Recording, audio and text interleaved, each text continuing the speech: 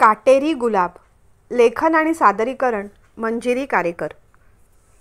विहंगने गाडी पार्क केली. त्याने बाहेरच्या गार्डनवर नजर फिरवली. कितीतरी दिवसांनी आज तो ऑफिसमधून लवकर घरी येत होता. त्यामुळे थोडा वेळ रोपट्यांशी त्याला बोलता आलं. कामाच्या धबडग्यात गार्डनिंगची ही आवड तशी मागेच पडली होती.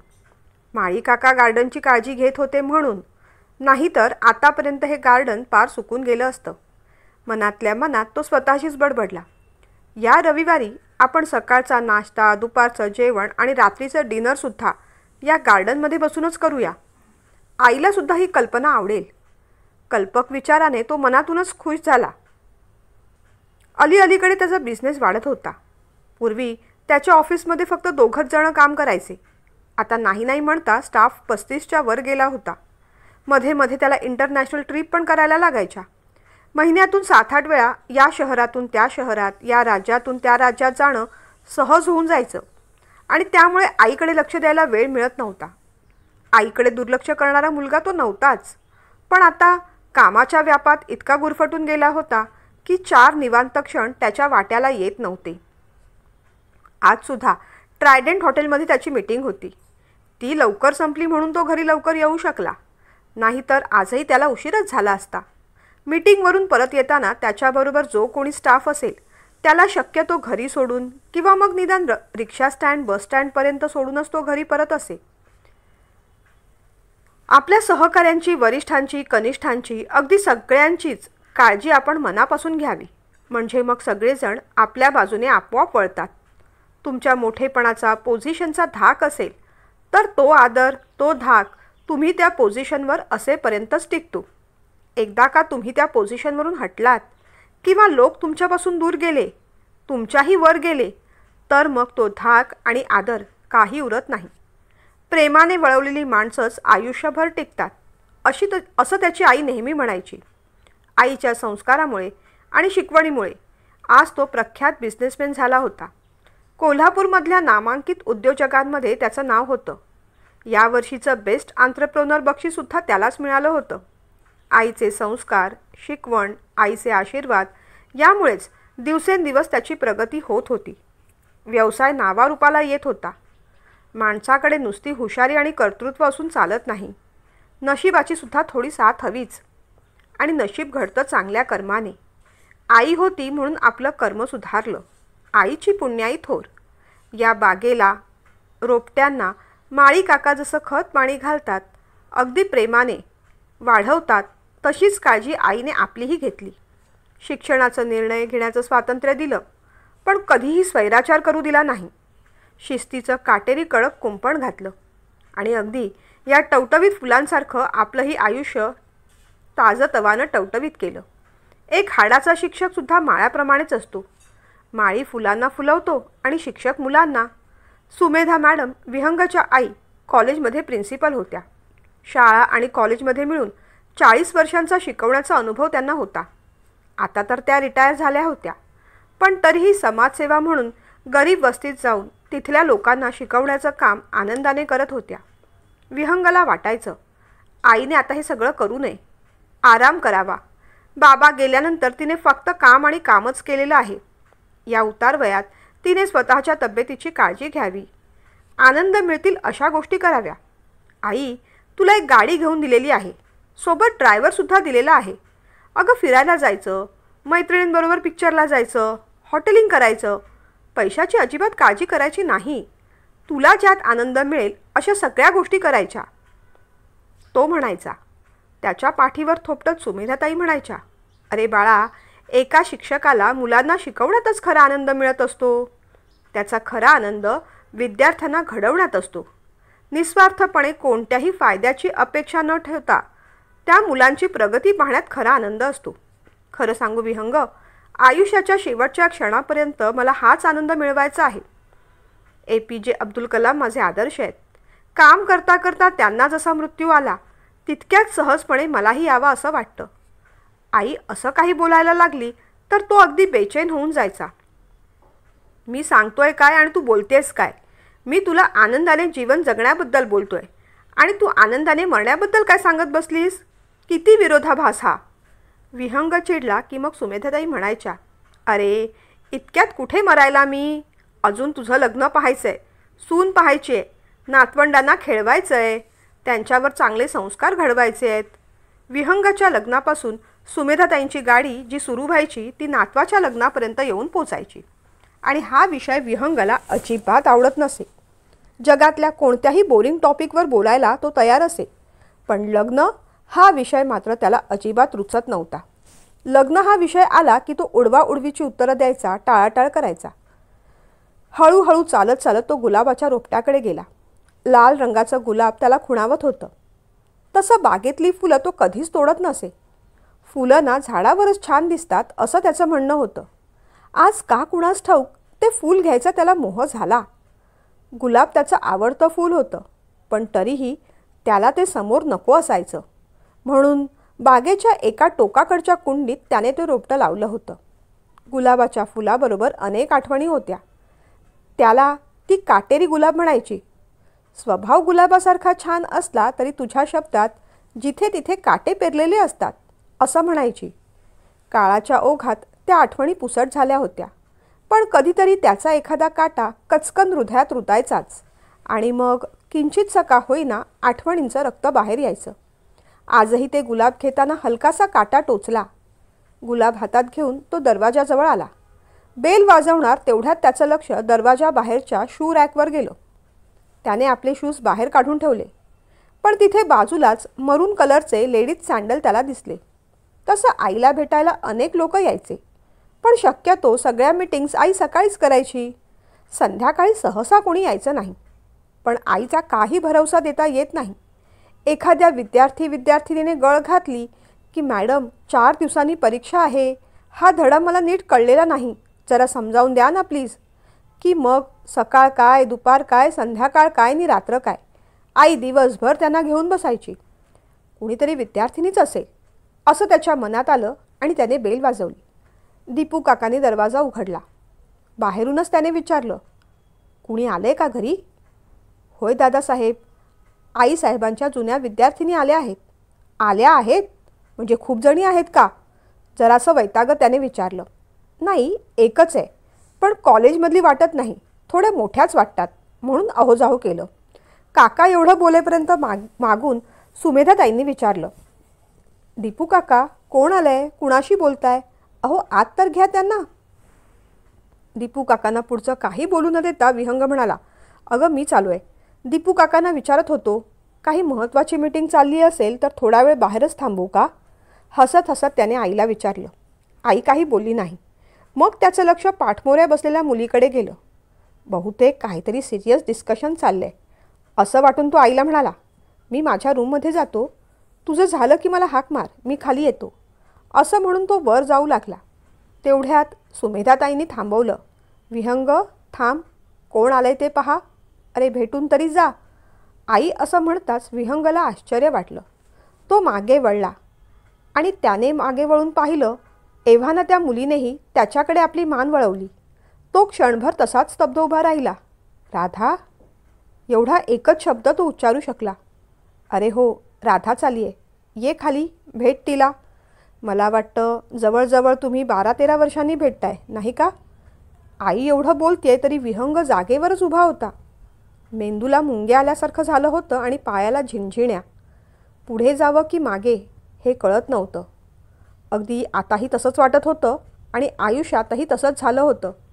मागे अडकणं नको होतं, पण पुढे जाता येत नव्हतं. आणि त्या सगळ्याला कारणीभूत होती ही राधाच. जागच्या जागी तो तसाच उभा राहिला. सुमेधाताईंनी पुन्हा हाक मारली, विहंग खाली ये, तुझा चहा मी इथेच सांगते. मग तो भानावर आला. आता टाळणं शक्य नव्हतं. चढलेल्या 4 पायऱ्या तो खाली उतरला आणि खाली येऊन बसला. मगाशी तिच्यावर स्थिरावलेली नजर आता भिंतीवर स्थिरावली होती. वरचे दात खालच्या दातांवर आदळत होते. राग होता, नर्वसनेस होता की आणखीन काही?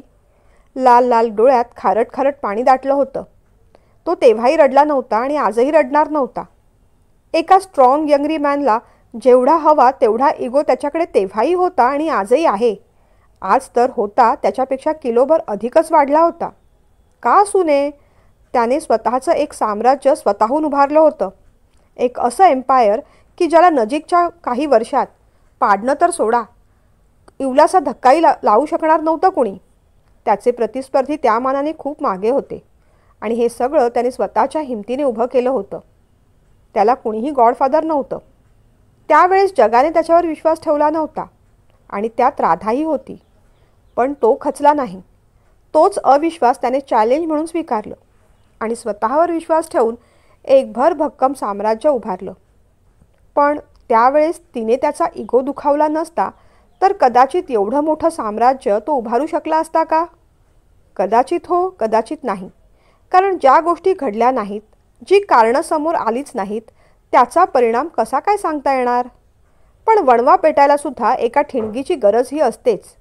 मग ती चिंगारी, ती ठिणगी आतून सुरलेली असेल किंवा बाहेरून कुणीतरी पेटवलेली असेल, पण त्याची गरज ही असतेच. आपल्यात किती बळ आहे हे सिंहाला स्वतः मोठी शिकार केल्यानंतरच कळतं.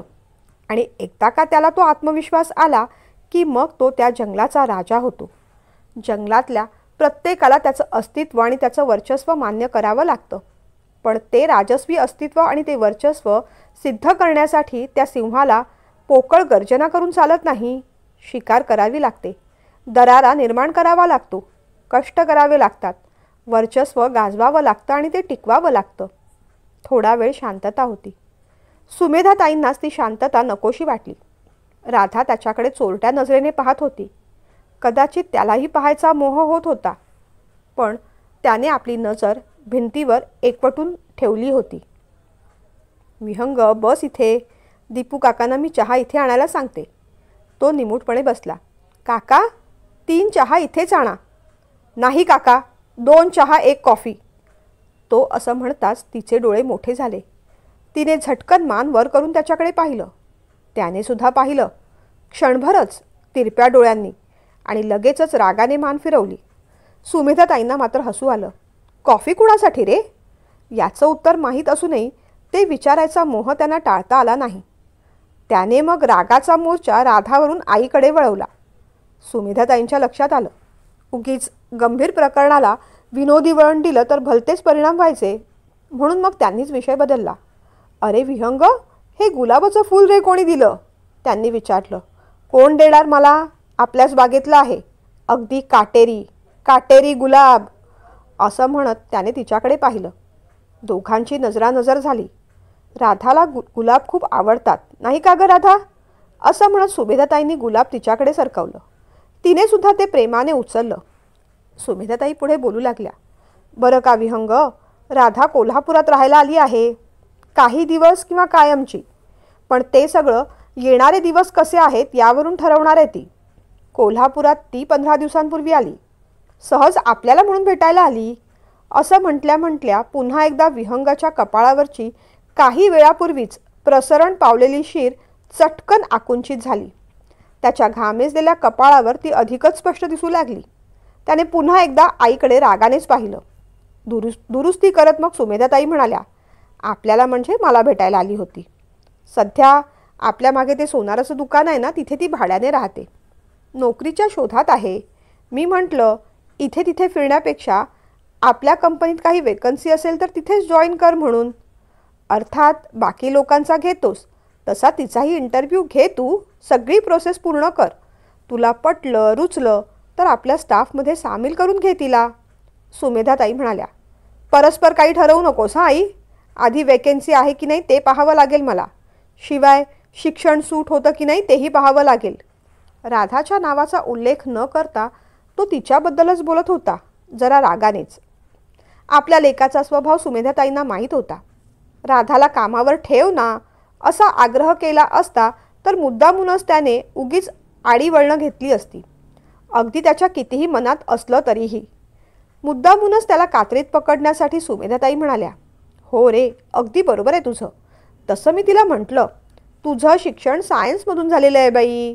कंपनीत जॉबसाठी लागतं कॉमर्सचं शिक्षण. काही परचेस एंट्री वगैरे करायच्या असतील तर आर्ट्सही चालेल. पण कंपनीसाठी सायन्स ग्रॅज्युएट काय उपयोग? बहुतेक तरी तुझं काम नाहीच होणार. नाही का रे? त्याने मग आधी राधाकडे पाहिलं. तिच्या चेहऱ्यावरची काळजी स्पष्ट दिसत होती. त्याला जरा वाईट वाटलं. मग आईला तो म्हणाला, नाही, अगदी तसं काही नाही. आमच्या ऑफिसमध्ये 1-2 जण सायन्स ग्रॅज्युएट पण आहे. ट्रेनिंग दिलं की करतात कामं, पण ट्रेनिंग घ्यायची तयारी आहे का? मुळात घेतलेला निर्णय टिकवून धरायची तयारी आहे का? सतत निर्णय बदलणारी माणसं नको. सतत धर सोड करणारी माणसं कंपनीसाठी आणि इतरांसाठी सुद्धा प्रॉब्लेम करून ठेवतात. हे तो ठरवून बोलला नव्हता, पण तिला ते लागलं. आपण बरंच काही बोलून गेलो हे त्याच्याही लक्षात आलं. त्याचं ते बोलणं सुमेधाताईंना आवडलं नाही. त्याला थांबवत त्या म्हणाल्या, हे बघ, उगीच कोणी धरसोड करत नाही. तसं करायला परिस्थिती भाग पाडते माणसाला कधी कधी. कुणाला कंपनीत ठेवायचं कुणाला नाही हा निर्णय जसा तुझा आहे, तसं ती कंपनी जॉईन करायची, कंपनीत राहायचं की नाही हे तिथे काम करणाऱ्या प्रत्येक व्यक्तीचा निर्णय आहे. तुला काय निर्णय घ्यायचा तो तू घे. कोणीही तुझ्यावर कोणताही निर्णय लादणार नाही. आई भडकली आहे हे पाहून विहंगने सुद्धा जरा नमतं घेतलं. त्याला इतक्या वर्षांनी राधा दिसली होती. त्याने ठरवलं असतं तर ती त्या कंपनीत काम त्याच्याबरोबर करू शकली असती. पण ते एवढं सोपं नव्हतं, कारण ती पुढे गेली होती, तो मात्र तिथेच थांबला होता. राधा समोर आहे, पण ती आपली नाही, दुसऱ्या कुणाची तरी आहे या विचाराने तो तिच्याकडे पाहू तरी शकला असता काय, असाही विचार त्याच्या मनात क्षणभर आला. पण ही पुन्हा कोल्हापुरात का आली? हिचे मिस्टर कुठे जॉब करतात आणि हिला नोकरीची काय गरज? हिचा नवरा मोठा इंजिनियर आहे म्हणे, म्हणजे तसंच तोऱ्यात सांगितलं होतं तिने. तो विचारात गेला. तेवढ्यात दीपू काका चहा आणि कॉफी घेऊन आले. सुमेधाताईंनी आग्रहाने कॉफी, मिठाई, बिस्किट तिला ऑफर केलं. तिने फक्त कॉफीच घेतली. काही वेळ गेला. मग ती म्हणाली, मॅडम मी येऊ का? हलक्या आवाजात तिने विचारलं. तसा त्याच्या काळजाचा ठोका चुकला. काय सांगावं हिला? उद्या इंटरव्ह्यूला बोलवावं की उद्या सकाळीच वेकेन्सी नाही असं सांगून अगोदरच नकार कळवून टाकावा? हो ये बेटा, तुझा बदललेला फोन नंबर मी सेव्ह करून घेतला आहे. काही असेल तर विहंग करेलच तुला फोन. काळजी करू नकोस. इथे जॉब मिळाला नाही तर दुसरीकडे नक्की मिळेल. मी तुझ्यासाठी प्रयत्न करेन, पण हिंमत हरायची नाही हां. काहीही मदत लागली तर पहिला फोन माझ्याकडेच करायचा. तिच्या पाठीवरून हात फिरवत सुमेधाताई म्हणाल्या. तिचे डोळे भरून आले. तिने त्यांना वाकून नमस्कार केला. पुन्हा एकदा क्षणभर विहंगकडे पाहिलं. ती आपल्याकडे पाहते आहे हे पाहून त्याने जरा जास्तच भाव खाल्ला. मुद्दामूनच तिच्याकडे पाहिलं नाही. मग त्याला बाय वगैरे करायच्या फंदात तीही पडली नाही. ती सरळ निघून गेली. अगदी न विसरता समोर ठेवलेलं ते गुलाबाचं फूल मात्र घेऊन गेली. हे काय विहंग, ती एवढी आपल्याला भेटायला आली होती, तू तिच्याशी नीट बोलला देखील नाहीस? सुमेधाताईंनी विचारलं. आपल्याला भेटायला? ती तिच्या कामासाठी आली होती. तिला नोकरी हवी होती म्हणून आली होती. आपल्याला भेटायचं असतं तर याआधीच आली असती ती. त्याचा राग फसफसत होता. अरे पण मग तुला नेमका राग कशाचा आहे? ती इथे नोकरी मागायला आली त्याचा की अगोदर भेटायला आली नाही त्याचा? त्याला कात्रीत पकडत सुमेधाताईंनी विचारलं. हे बघ आई, मला कुणावरही कोणताही राग नाही आणि रागवायला ती माझी लागते कोण? पण मला सांग, ती नोकरी मागायला इथे का आली होती? मुळात तिला नोकरी का करावीशी वाटली? तिचे मिस्टर इंजिनियर आहेत, मग तिला नोकरीची गरज का भासली? आणि ती कोल्हापूरला कशी काय परत आली? एका मागोमाग एक विहंगने अनेक प्रश्न विचारले. हे बघ विहंग, आपण आपल्या कामाशी काम ठेवावं. आपल्याला या सगळ्या प्रश्नांशी आणि सगळ्यांशी काय घेणं देणं आहे? असं काही बोलू नकोस आई, प्लीज. मला सगळी बॅकग्राऊंड कळली पाहिजे, मगच मी तिला नोकरी देऊ शकेन. अरे तू मला बोलायला देशील की नाही? मी काय बोलणार? हे माझे डायलॉग तू स्वतःच ठरवून मोकळा होतोयस. उलट मला तर सगळंच तुला सांगायचं आहे. आई असं म्हणताच त्याचे कान टवकारले. आणि हे बघ, मी जे काही सांगते त्याचा विपर्यास करू नकोस प्लीज. तुझे जे काही प्रश्न असतील ते माझं बोलणं पूर्ण झाल्यावर विचार. सुमेधाताई म्हणाल्या. आई, मी तुझा विद्यार्थी नाही आता. टीचर असल्यासारखं लेक्चर काय देत बसलीस? सांग ना पटकन, विहंग म्हणाला. अरे हो सांगते. राधा इथे राहायला 15 दिवसांपूर्वी आली हे खरं असलं तरी याआधी आम्ही 2-3 वेळेस भेटलो होतो. सुमेधाताई म्हणाल्या. काय? हे तू मला बोलली नाहीस? एवढी मोठी गोष्ट मला सांगायची तुला गरज वाटली नाही आई? आश्चर्याने विहंगने विचारलं. हे बघ, मी तुला म्हटलं होतं ना, तुला जे काही विचारायचं ते नंतर विचार.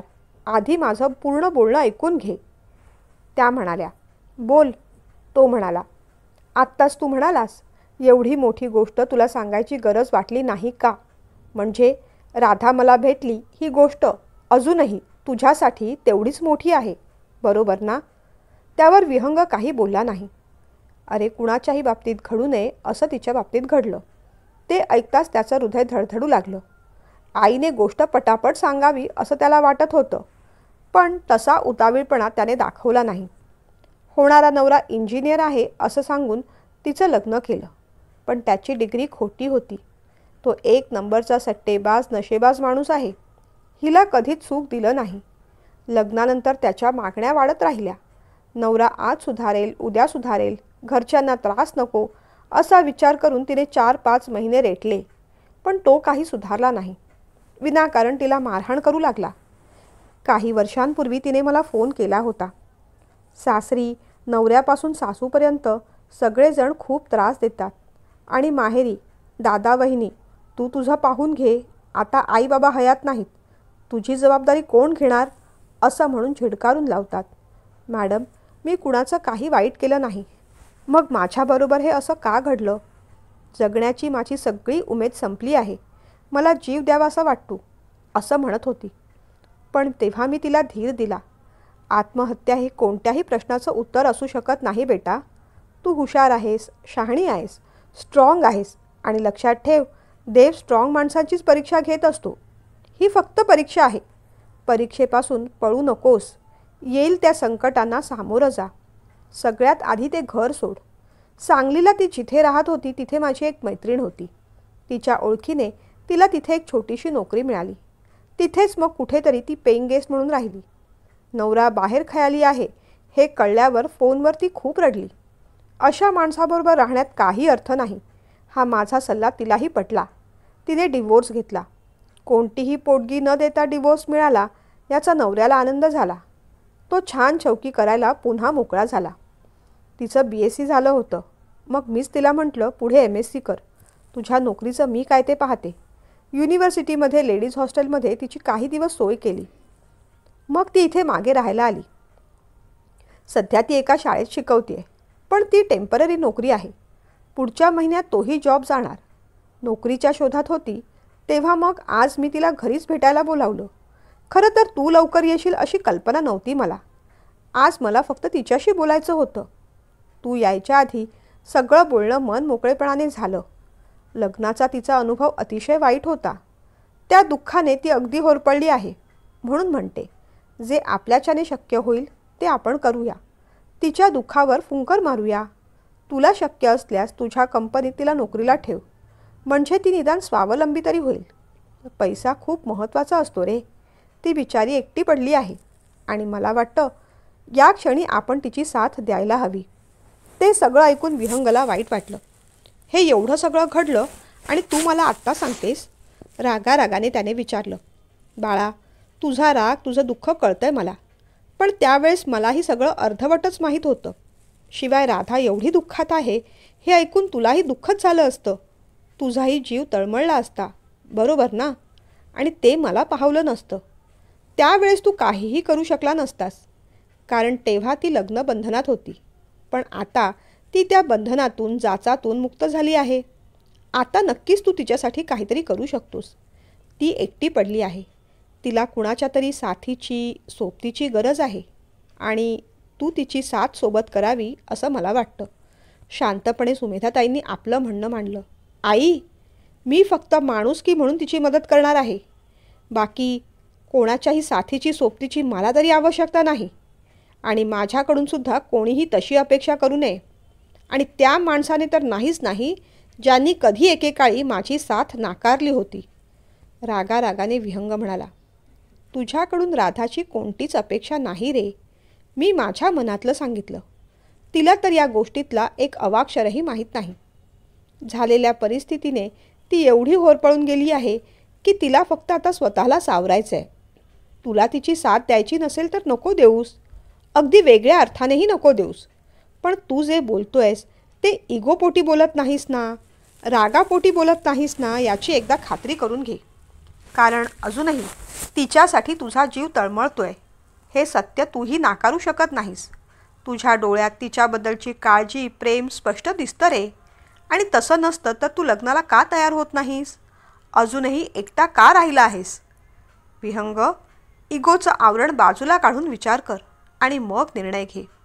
त्यावेळेसची परिस्थिती वेगळी होती. आताची परिस्थिती खूप वेगळी आहे. त्यावेळेस तू मला म्हटलं होतंस की राधाला अडवू नकोस, तिचा मार्ग मोकळा कर, तिचं सुख ज्यात आहे तो मार्ग तिला निवडू दे. आणि आता तूच मागे लागली आहेस की तिचा हात धर, तिची साथ दे म्हणून. हे तुझं वागणं खोटेपणाचं नाही का आई? रागारागाने विहंग आईकडे स्पष्टीकरण मागत होता. बेटा, त्यावेळेसची गोष्टच वेगळी होती. तेव्हा तुम्ही लहान होता, अल्लड होता. 20-21 वर्ष वय होतं फक्त तुमचं. कोणतंही नातं पुढच्या 7-8 वर्षांपर्यंत कमिटमेंट म्हणून टिकवून ठेवणं सोपं नसतं रे. तू सेटल होईपर्यंत राधाचे घरचे थांबले असते का? ती घरच्यांच्या विरुद्ध जायला तयार झाली असती का? मुळात त्यावेळेस तुमच्यात प्रेम नव्हतं, फक्त इन्फॅच्युएशन होतं. त्यावेळेस आपण तिला मदत केली, तू अभ्यासात तिला मदत केलीस, शिकवलंस, ती चांगल्या मार्काने पास झाली आणि कदाचित उपकाराच्या ओझ्याखाली दबून गेली. या जगात जवळचं आपलं कुणीतरी आहे असं तिला वाटू लागलं. डोक्यावर परीक्षेचं टेन्शन आणि अशा वेळेस घरची परिस्थिती ठीक नसली की मुलांना एका बाहेरच्या वातावरणात सुरक्षित वातावरण शोधावं लागतं. तशीच सिक्युरिटी ती तुझ्यात शोधत होती, पाहत होती आणि तुझ्यात तिला ती सापडली देखील. पण परीक्षा झाल्यानंतर टेन्शन ओसरलं. तेव्हा तिला परिस्थितीची खरी जाणीव झाली. आपण उगीचच कमिटमेंट करून बसलो की काय असं तिला वाटलं. तिला तुला फसवायचं नव्हतं, पण तिच्याही नकळत ती गुरफटली गेली होती. तिने तुझा गैरफायदा घेतला नाही. तुझा विचार केला, माझा विचार केला, घरच्यांचा विचार केला, स्वतःचा विचार केला आणि ती बाजूला झाली. घरच्यांच्या सुखासाठी लग्न करून मोकळी झाली. पण तिच्या नशिबात तेव्हा ते सुख नव्हतं. तिने तुला नाकारलं नव्हतं. त्यावेळेस तिला फक्त कोणत्याही नात्याची कमिटमेंट नको होती. तिला पुढे शिकायचं होतं, नोकरी करायची होती, स्वतःच्या पायावर उभं राहायचं होतं. आणि त्या वयात प्रत्येक मुलामुलींना हे असंच वाटलं पाहिजे.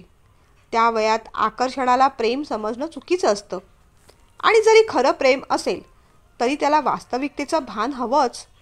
तू कमवताही नव्हतास. कोणत्या तोंडाने ती तुझ्याबद्दल घरी सांगणार होती? उलट नशीब समज, 3-4 वर्ष झुलवून तिने तुला सोडून दिलं नाही.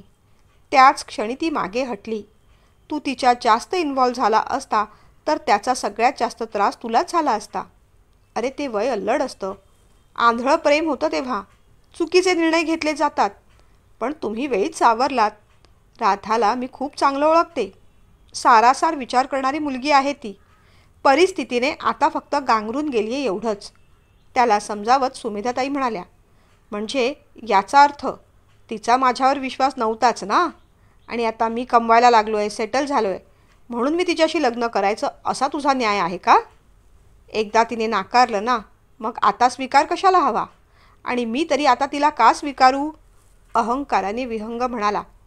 तू पुन्हा पुन्हा तीच चूक करतोयस बेटा. तिने तुला नाकारलं नाही, फक्त परिस्थिती ओळखून तुझ्यामध्ये इन्व्हॉल्व झाली नाही एवढंच. त्याचा तू सोयीस्कर अर्थ काढलास. अरे तुला सोडून ती दुसऱ्या कुणाबरोबर तर फिरत राहिली नाही ना? विहंग, तेव्हाचा तू आणि आत्ताचा तू यामध्ये फरक आहे. कसं असतं बेटा, कैरी कच्ची असते तेव्हा हिरवी असते, पानांमध्ये सहज लपून राहू शकते. निसर्गही हे पाहतो की ती पटकन कुणाच्या नजरेत येऊ नये, कारण कच्च्या कैरीने पिकून त्याचं गोड आंब्यात रूपांतर व्हावं असं निसर्गालाही वाटत असतं. त्यावेळेस झाडावरची ती कैरी तू तोडली नाहीस, याचा अर्थ आंबा झाल्यावर सुद्धा तू त्या कैरीला हात लावणारच नाहीस असा नाही होत. कारण आता ती कैरी उरलेलीच नसते मुळी, तिचं परिपक्व फळ झालेलं असतं. गुलाबाची कळी आधीच उखडली तर तिचं फूल कसं रे होणार? परिपक्व फुलात रूपांतर व्हायला त्या कळीलासुद्धा स्वतःचा वेळ घ्यावासा वाटतो. ते वय अल्लड होतं. आता मात्र तुम्ही दोघंही परिपक्व झालेला आहात. ते फूल येणाऱ्या काटेरी जबाबदाऱ्यांसह स्वीकारायचं की नाकारायचं हा तुमच्या दोघांचा निर्णय आहे. तुझ्यापुरती मी एवढंच म्हणते, सुरुवातीला जरी आकर्षण असलं तरी हळूहळू तू तिच्यावर प्रेम करायला लागलास आणि अजूनही करतोस. तू राधाशी लग्न केलंस काय किंवा अजून कोणत्या मिरेशी केलंस काय? मला फक्त तू सुखी राहायला हवा आहेस. पण राधाशी संसार करून तू सुखी होशील हे ढळढळीत सत्य मला समोर दिसतंय.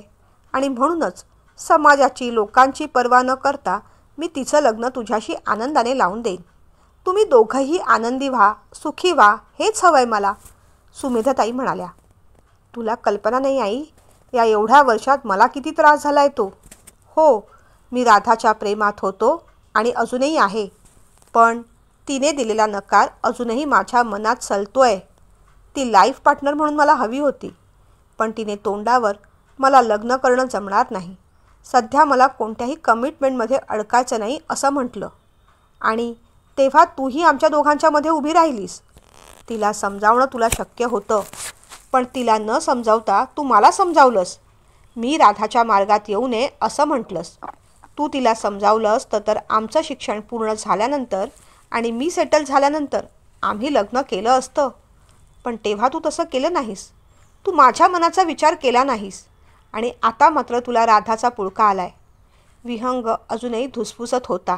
हो, मी समजावलं असतं तर माझ्या प्रेमाला आदराला बळी पडून ती नक्कीच तुझ्याबरोबर लग्न करायला तयार झाली असती. पण आपल्या फायद्यासाठी तिला अशा प्रकारे तयार करणं माझ्या तत्वात बसलं नाही. देव न करो तुम्ही सेटल होईपर्यंत तुझं मन फिरलं असतं किंवा तिच्या अपेक्षेनुसार तू सेटलच होऊ शकला नसतास तर आपण कुणाच्या तरी भोळेपणाचा गैरफायदा घेऊन आपला स्वार्थ करून घेतला, ही टोचणी मरेपर्यंत माझ्या मनाला लागली असती. पण आता परिस्थिती तशी नाही ना. अभिमानाने मी तिचा हात तुझ्यासाठी मागू शकते, कारण आता या परिस्थितीत आपल्या फायद्यापेक्षा समोरच्याचंच कल्याण अधिक आहे हे मला दिसतंय. आणि आपल्या फायद्यापेक्षा समोरच्याचं कल्याण करावं ही माझ्याच मनाने ठरवलेली अलिखित प्रतिज्ञा आहे. राधा घटस्फोटीत आहे.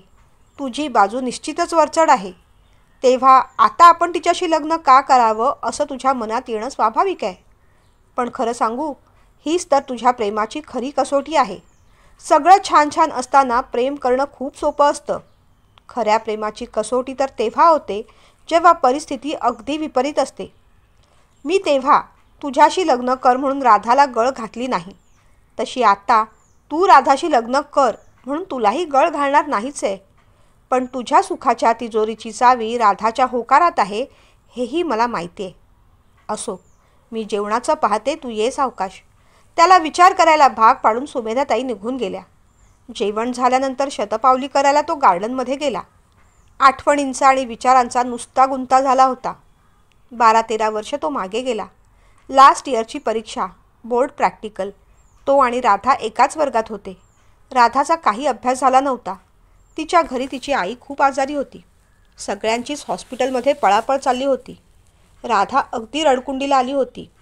आईकडे येऊन ती म्हणाली होती, मॅडम, घरी खूप टेन्शन असतं. अभ्यास करायलाही वेळ मिळत नाही. वातावरणही बिघडलंय. आई हॉस्पिटलमध्ये ॲडमिट आहे. घरी सगळ्यांची धावपळ, त्यात हे परीक्षेचं टेन्शन. पास होईन असं वाटतच नाही. तेव्हा आईने तिला धीर दिला होता, राधा, काळजी करू नकोस बेटा, तुझी आई नक्कीच ठीक होईल. आणि आता तुझ्या घरी मावशी वगैरे आल्या आहेत ना. मी काय म्हणते, तिथे तुझा अभ्यास होत नसेल तर इथे येऊन राहा. परीक्षा होईपर्यंत मी तुझा अभ्यास घेईन. शिवाय तुझ्या सोबतीला विहंगसुद्धा आहेच की. दोघं मिळून अभ्यास करा. आई मग स्वतःच राधाच्या बाबांशी बोलली. प्रिन्सिपल मॅडम बोलतायत म्हटल्यावर तिच्या बाबांना कोणतीच काळजी वाटली नाही. उलट तिचा अभ्यास व्यवस्थित व्हावा अशीच त्यांची इच्छा होती.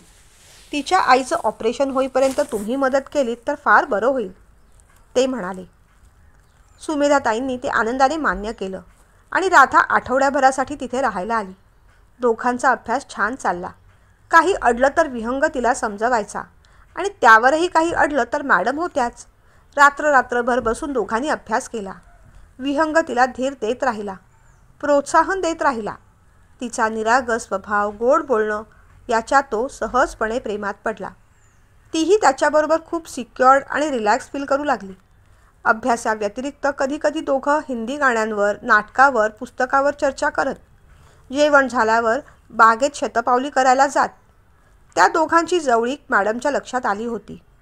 एकदा दोघांनाही समजावत त्या म्हणाल्या, कोणत्याही गोष्टीचं प्रेशर असलं की आपण एक कम्फर्ट झोन शोधत असतो.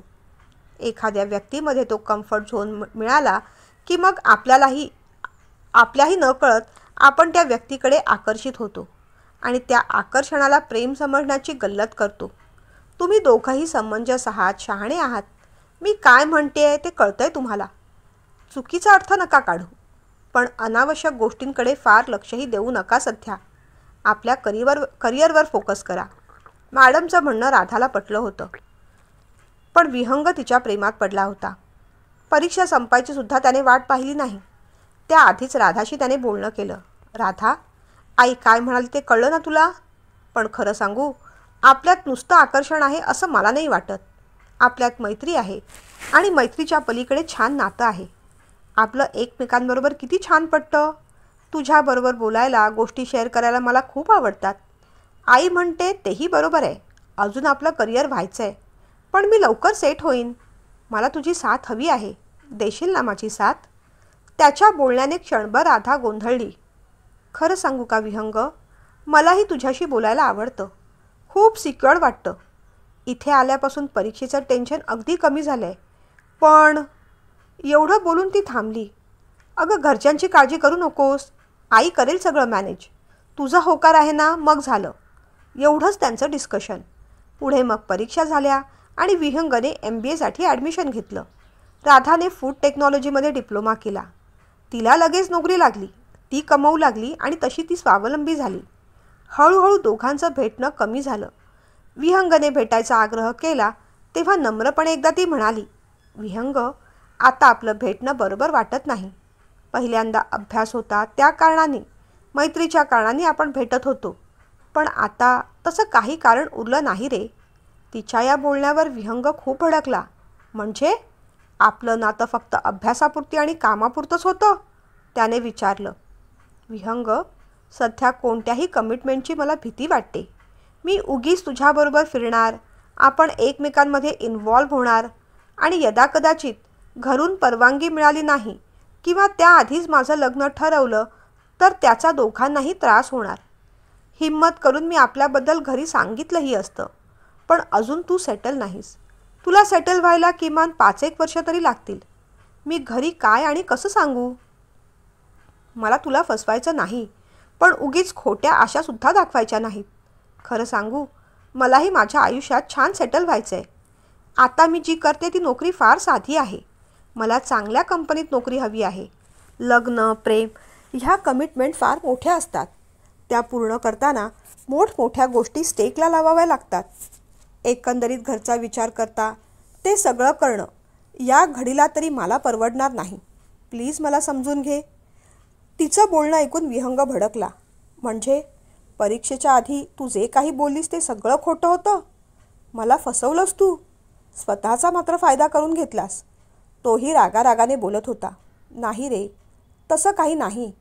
एक्झामचं प्रेशर होतं, घरी टेन्शन होतं. मी तुमच्याकडे राहायला आले आणि मला खरंच खूप सुरक्षित वाटलं. मॅडमनी मला खूप जीव लावला, मला शिकवलं. तू सुद्धा मला अभ्यासात खूप मदत केली आणि ते उपकार मी कधीच विसरणार नाही. पण मला वाटतं आपण दोघांनीही प्रेशरखाली काही गोष्टी ठरवल्या. आता आपण त्या प्रेशरखाली नाही. तेव्हा सध्या आपण आपल्या करिअरवर फोकस करायला हवं असं मला वाटतं. ते ऐकून विहंग जाम चिडला. त्याचं ते बदललेलं वागणं सुमेधाताईंच्या लक्षात आलं होतं. मुख्य म्हणजे विहंग काही बोलायच्या आधी राधाच त्यांना परस्पर येऊन भेटली. मॅडम, माझं खूप चुकलं. परीक्षेच्या आधी तुम्ही काही गोष्टी समजावल्या होत्या. तेव्हा त्या समजतही होत्या, कळत होत्या, पण वळत नव्हत्या. घरच्या परीक्षेच्या प्रेशरमध्ये मी विहंगला एक प्रॉमिस करून बसली. त्याच्याबरोबर एक कम्फर्ट झोन तयार झाला होता. त्यात मला खूप सुरक्षित वाटत होतं. पण परीक्षा झाली, मला नोकरी लागली आणि आता असं वाटतंय लग्न, प्रेम ह्या कमिटमेंट करायला अजून आम्ही लहान आहोत. आम्ही दोघेही सेटल नाही. घरी लग्नाचं मी कसं बोलणार? माझ्या मनाची अजून तयारी झालेली नाही. बरं, विहंग म्हणतो तसं थांबायचं म्हटलं तर उगीच त्याला झुलवत ठेवल्यासारखं होईल. मी मुलगी आहे. त्यातून आमच्या घरात वातावरण साधंसुद्धा मध्यमवर्गीय. आईबाबांच्या विरोधात जाऊन लग्नासारखे, प्रेमासारखे मोठे निर्णय घेणं मला पुढे जड गेलं तर? याची मला भीती वाटते. विहंग माझ्यावर रागावलाय. मला त्याची मनापासून माफी मागायची आहे. पण या क्षणी काय निर्णय घ्यावा हे मलाच कळत नाही आहे. दिलेली वचनं आपण पूर्ण करू शकलो नाही किंवा घरातून प्रेशर आलं आणि मी दिलेली वचन पूर्ण करू शकली नाही तर विहंगचं मन दुखावलं जाईल. अशा विचाराने प्रेमासारख्या लग्नासारख्या कमिटमेंट करायला मला भीती वाटते. आणि या सगळ्यासाठी मी प्रिपेअर नाही. माझं मन अजून तरी तयार होत नाही. मी काय करू मॅडम? मला योग्य वाट दाखवा. तुम्ही म्हणाल मी तसंच करेन. तिचा सच्चेपणा मॅडमना भावला. तू अगदी बरोबर बोलतेस बेटा. तुम्ही अजून लहान आहात. दोघांनाही अजून चांगलं सेटल व्हायचं आहे. विहंग कदाचित तुझ्या प्रेमात असेल पण तू नाहीस. प्रेशरमध्ये कदाचित तू एखाद दुसरं वचन दिलं असेल. पण आता जर तुला त्याचा पश्चाताप होत असेल तर पुढे जाऊ नकोस. अगदी योग्य वेळेस तू यू टर्न घेतेस आणि चांगली गोष्ट आहे. तू स्वतःचा विचार करतेस, विहंगचा विचार करतेस. माझा, तुझ्या आईबाबांचा, मुख्य म्हणजे स्वतःच्या भविष्याचा आणि करिअरचा विचार करतेस. मी तुला कोणताही चुकीचा सल्ला देणार नाही. ज्या वेळेस तू प्रिपेअर होशील, तुझं मन मानेल त्यावेळेसच तू लग्नाचा विचार कर. आणि कदाचित त्यावेळेस तुझी चॉईससुद्धा बदलली असेल. आपण जसजसं मोठं होतो तशा आपल्या आवडीनिवडी प्रेफरन्सेस बदलतात. आयुष्याचा प्रॅक्टिकल दृष्टिकोनातून आपण विचार करायला लागतो. ते काही चूक नाही. शिवाय आपले घरचेही आपल्या भल्याचाच विचार करत असतात. तू त्यांचंही म्हणणं ऐक. तू खरेपणाने बोललीस ते बरं झालं. विहंगला मी समजावते. तू नको काळजी करूस. All the best. आणि मग मॅडमनी विहंगला समजावलं होतं राधाची बाजू घेऊन. त्यावेळेस आपल्या बाजूने कुणीच नाही असं विहंगला वाटलं होतं. पण आईने हळूहळू त्याच्या कलेने घेऊन त्यालाही सावरलं. पण आज आई पुन्हा तसंच वागते. आपण काय निर्णय घ्यायचा? राधाच्या बाबतीत आपण काय निर्णय घ्यायचा? आई म्हणते ते 100% खरं आहे. राधा गेल्यानंतर दुसरी कोणतीही मुलगी आपल्याला कधीच आवडली नाही. लग्न करायची इच्छाच मरून गेली. आपण कामात स्वतःला वाहून घेतलं. तू अजूनही सेटल नाहीस की या राधाच्या एका वाक्यावर आपण एवढी प्रगती केली की आता कोणतीही मुलगी नकार द्यायला 100 वेळा विचार करेल आपल्याला. अगदी राधाही.